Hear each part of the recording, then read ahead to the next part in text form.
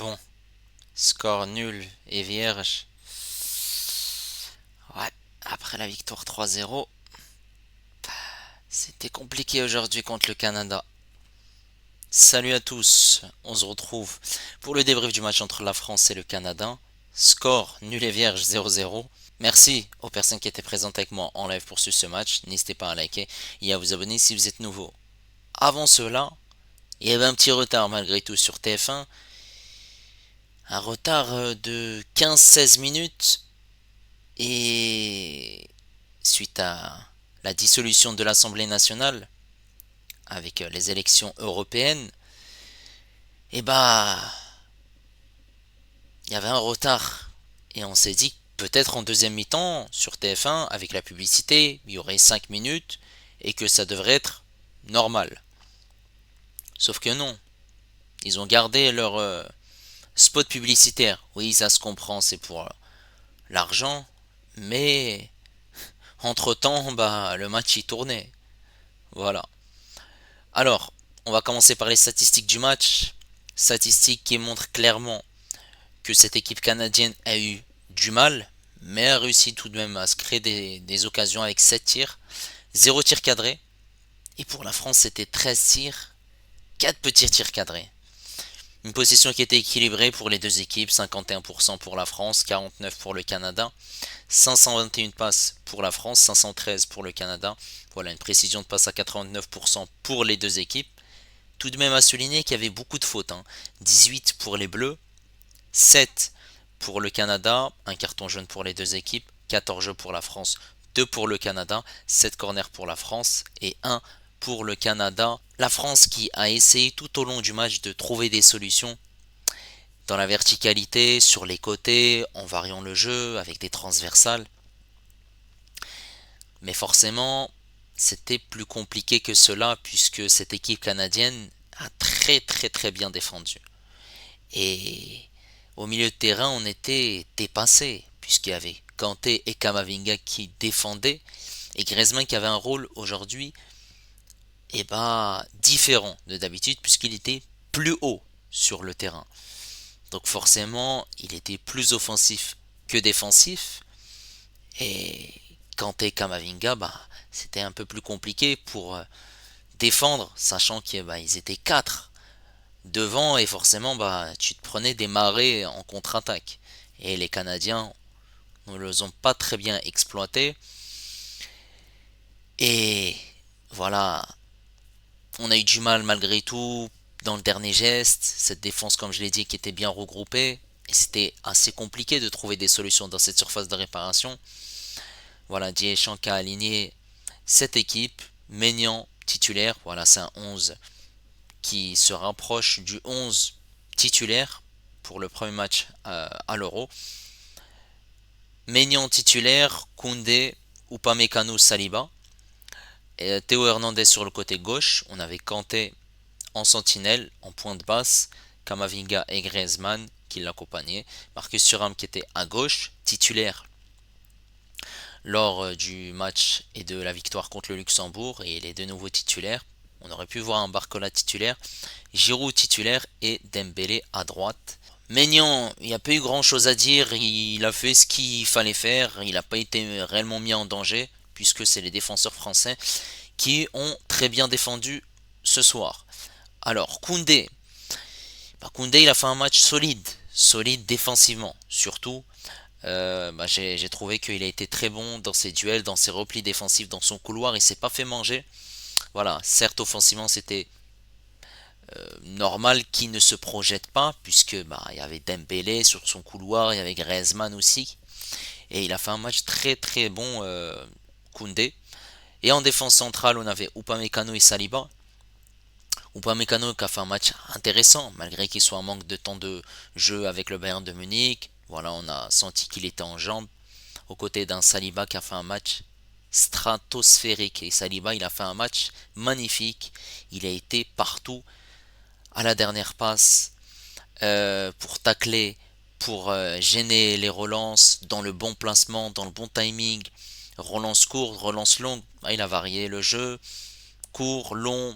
Il a été bon, il a été judicieux dans ses choix. Il a été parfait dans ce qu'il fallait faire et il y a une grosse différence par rapport à son premier match en équipe de France et Saliba postule clairement pour une place de titulaire et il confirme son excellente saison avec Arsenal. Voilà, Upamecano qui fait malgré tout un bon match, remplacé par Konaté. Et Konaté qui a été intéressant, Konaté, très belle entrée, il a été judicieux aussi dans ses choix. Et on pourra avoir voilà, une défense centrale Saliba Konaté, Upamecano Konaté, ou bien Saliba Upamecano. Et côté gauche, on avait Théo Hernandez et Théo Hernandez qui a fait une très très très belle première mi-temps. Il a été offensif, voilà, il a été plus en vue offensivement que Koundé, forcément. Et voilà, il a eu pas mal de centres, beaucoup de projections de sa part. Voilà, il a été très bon. Et défensivement, il a fait ce qu'il fallait faire. Il est sorti à la mi-temps avec l'entrée de Ferland Mendy. Voilà, Ferland Mendy, il a été judicieux. Il a été plutôt défensif. Contrairement à Théo Hernandez. Ça a été juste pour Ferland Mendy. Au milieu de terrain, N'Golo Kanté, il a fait un match une nouvelle fois. Magnifique. Il a confirmé qu'il fallait compter sur lui. On avait des doutes lorsque Deschamps a annoncé sa liste pour l'Euro 2024. Mais N'Golo Kanté, comme contre le Luxembourg aujourd'hui, il a fait un match parfait. Et il a joué en plus 90 minutes. Alors que contre le Luxembourg, il avait joué 60 minutes. À souligner, sachant qu'il joue dans le championnat saoudien. Il a été au top. Et il a fait un match magnifique. Et il postule clairement à une place de titulaire. Sachant que Chouameni est blessé et il y a des doutes sur lui pour qu'il soit réellement à 100% lors du premier match à l'Euro. Et au milieu de terrain, on avait également Kamavinga. Kamavinga qui a fait un match intéressant. Mais Kamavinga qui a perdu des duels, qui a manqué par moments d'intensité. Voilà, il a été judicieux. Il y a eu des choix qui étaient osés de sa part et d'autres un peu plus compliqués. Après, forcément, c'était compliqué à lui et à Kanté de défendre. Forcément, parce que il n'était pas aidé par un Antoine Griezmann qui avait un rôle différent aujourd'hui et qui était plus haut que d'habitude. Et Antoine Griezmann qui avait un rôle offensif plutôt que défensif. Et dans ce registre-là, on a vu que ce n'était pas la bonne option et Deschamps, voilà, l'a fait aujourd'hui. C'est un match de préparation et les matchs de préparation sont là pour tester des possibilités. Et cette possibilité-là, en l'occurrence, n'est pas possible. Puisque lorsque Griezmann se projetait et voilà, il avait un positionnement qui était très haut sur le terrain, bah forcément, lorsqu'il y avait des contre-attaques et lorsque les Canadiens défendaient très bien et ressortaient proprement les ballons et lançaient des longs ballons en profondeur, et ben on était en danger et les Canadiens qui arrivaient dans les 16 derniers mètres à trouver des solutions. Voilà. Donc il faudra que Antoine Griezmann ait un positionnement en tant que numéro 8, voilà, comme il le fait d'habitude, milieu créatif et qui fait les tâches défensives et bien évidemment offensif. Et en attaque, on avait Marcus Thuram sur ce côté gauche et Marcus Thuram qui n'a pas fait un bon match. Marcus Thuram qui a joué sur le côté gauche, j'aurais préféré que Barcola soit titulaire. Marcus Thuram, il y a eu cette barre, mais ce n'est pas suffisant. Ce n'est pas suffisant dans ses déplacements. On ne reconnaît pas un Marcus Thuram qui est performant avec l'Inter de Milan cette saison. Voilà, il y a eu des décalages, il y a eu des projections, il y a eu des moments où les choix ils étaient pas top.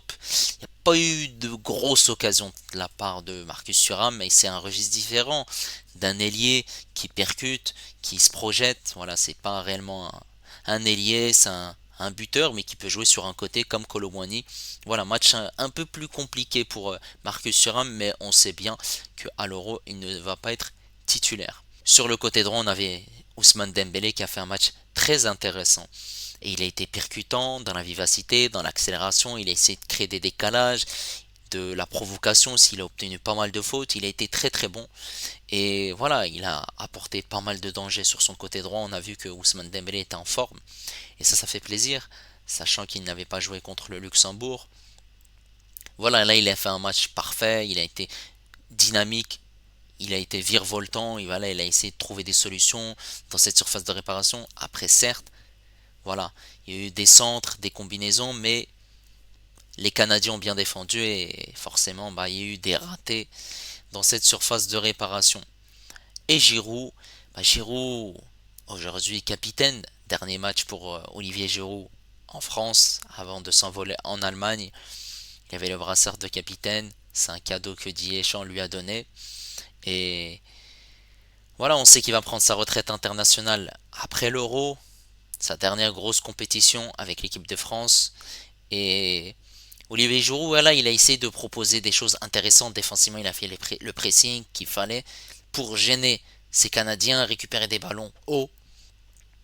Il s'est créé des occasions de la tête, du pied, mais malheureusement, voilà, il a buté face à un gardien canadien et une défense qui était vigilante aujourd'hui. Et voilà, malgré tout, il a fait les efforts qu'il fallait pour être présent dans le match. Ensuite, Kylian Mbappé est rentré à la place de Dembélé, Coman est rentré à la place de Marcus Thuram, Barcola à la place de Giroud. Donc Mbappé s'est repositionné en tant que numéro 9, Barcola sur le côté gauche et Coman sur le côté droit. Et Mbappé, il est rentré après Barcola et Coman. Voilà, il y a une entrée où Mbappé a eu une grosse occasion et il a buté face à Crépeau, cette frappe tout seul, et il a emmené le ballon. Barcola qui a fait une entrée mitigée, il a commis beaucoup de fautes, énormément, il a eu peu d'occasions et il n'a pas beaucoup pesé sur cette défense canadienne comme il l'a fait contre le Luxembourg où il est rentré et il a été efficace.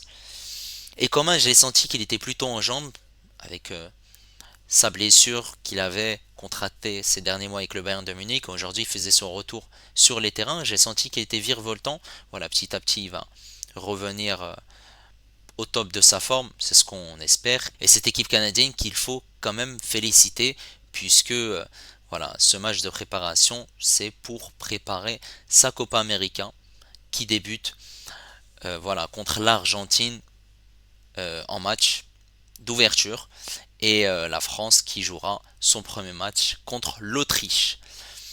Et voilà, on avait une équipe qui était presque titulaire, au détriment par exemple de Marcus Thuram. Au milieu de terrain, on a soit Kanté, soit Tchouaméni, Kamavinga ou Rabiot.